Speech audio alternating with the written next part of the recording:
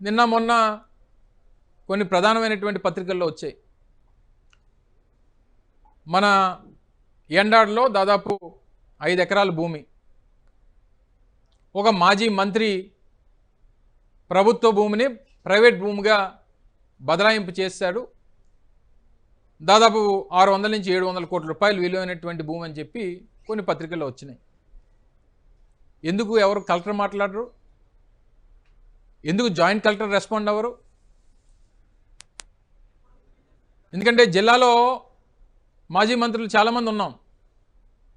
నేను మాజీ మంత్రి ఉన్నాను, గంటా శ్రీనివాసరావు గారు ఉన్నారు, బండారు సత్యనారాయణమూర్తి గారు ఉన్నారు,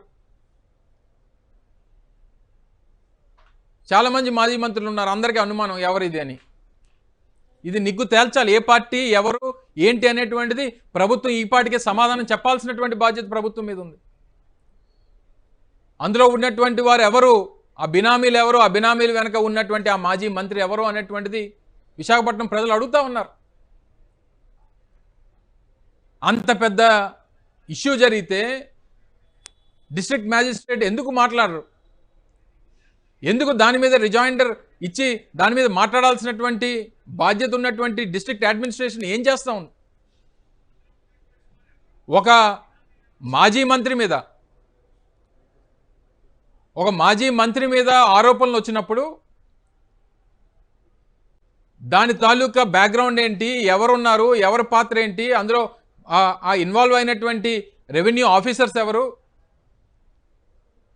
దాని మీద మీరు తీసుకున్నటువంటి చర్యలు ఏంటి అనేటువంటిది ప్రభుత్వం సమాధానం చెప్పాల్సినటువంటి బాధ్యత ఇక్కడ డిస్ట్రిక్ట్ అడ్మినిస్ట్రేషన్ మీద ప్రభుత్వం మీద ఉన్నప్పుడు ఎందుకు మాట్లాడాలని అడుగుతా ఉన్నా.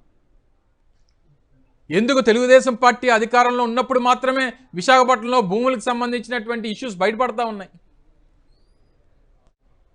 ఎందుకు గతంలో 2014-19 మధ్యలో కూడా విశాఖపట్నంలో రెవెన్యూ రికార్డ్ ట్యాంపరింగ్ కానీ లేదా ఈ రకంగా ప్రభుత్వ భూమిని ప్రైవేట్ భూములుగా బదలాయింపు చేసుకునేటువంటి కార్యక్రమం కానీ, ఆ రోజు ఉన్నటువంటి కలెక్టర్ని ఏం జరిగింది, ట్యాంపరింగ్ ఇష్యూస్ ఏంటి అని అంటే హుదూద్ తుఫాన్ వచ్చింది, అందులో ఫైల్స్ అన్ని కొట్టుకుపోయాయి అని చెప్పి సమాధానాలు చెప్పినటువంటి పరిస్థితులు గతంలో ఇదే తెలుగుదేశం పార్టీ ప్రభుత్వంలో చూసాం. రేపొద్దున కూడా విశాఖపట్నంలో ఈ రకంగా జరుగుతున్నటువంటి ల్యాండ్ స్కామ్స్ మీద ప్రశ్న వేస్తే ఏ ఎలకలు కొరికేసాయనో లేకపోతే చంద్రబాబు నాయుడు గారు వచ్చి ఫైల్ అన్ని ఎత్తుకుపోయారని చెప్పి సమాధానం చెప్తే దానికి బాధ్యత ఎవరు?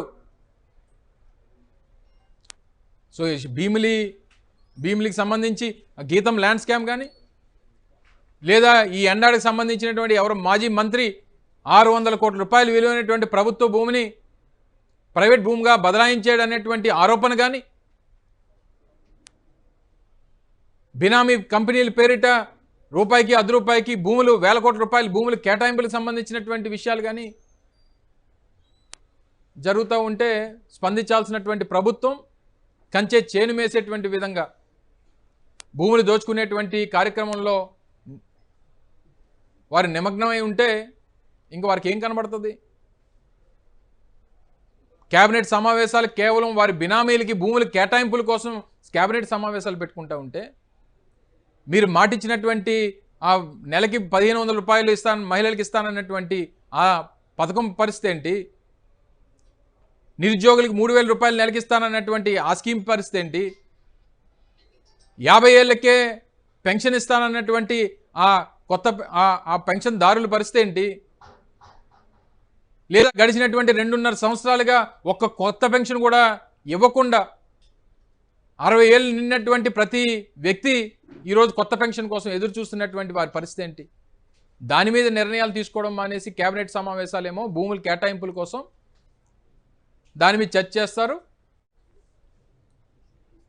చివరికి వీటన్నిటిని కూడా కప్పిపుచ్చుకోవడానికి సోషల్ మీడియా. నిన్న కేబినెట్లో దేని గురించి చర్చ జరిగింది